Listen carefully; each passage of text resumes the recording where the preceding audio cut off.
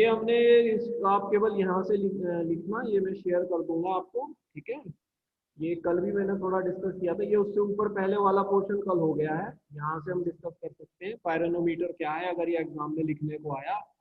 This instrument measure the amount of solar radiation falling on a horizontal surface in watt per metre square at a particular place and time in watt per metre square.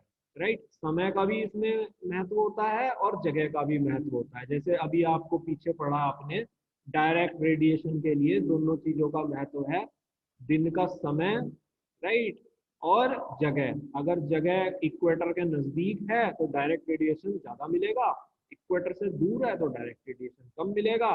दिन का समय अगर दोपहर का है तो direct radiation ज्यादा मिलेगा, दिन का समय अगर कम है तो डायरेक्ट रेडिएशन मतलब दोपहर का नहीं है, रात शाम का या सुबह का है तो कम मिलेगा। क्लियर, तो वही बात इसमें है। तो pyranometer is essentially a thermopile.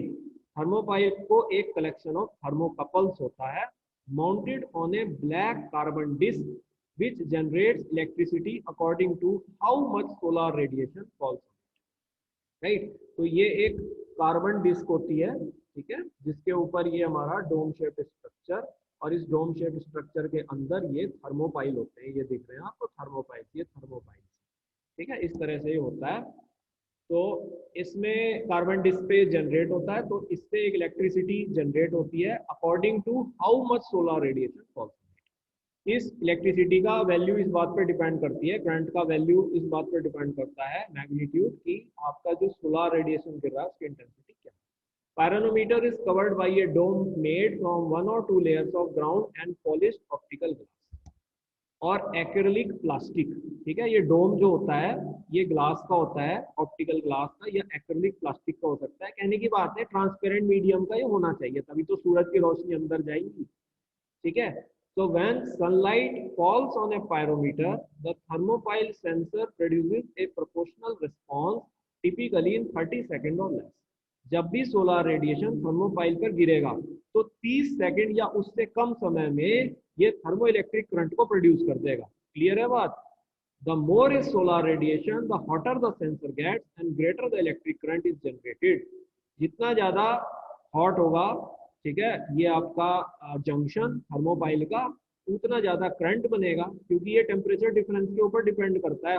Hot junction और कोल्ड जंक्शन का जो टेम्परेचर डिफरेंस होता है उस पर ये डिपेंड करता है, ये आपने 12th में पढ़ा होगा। क्लियर है? तो जितना ये हॉट होगा उतना ज्यादा करंट बनेगा। वो हॉट इस बात पे होगा कि जो गिरने वाला रेडिएशन है उसकी इंटेंसिटी क्या है। क्लियर?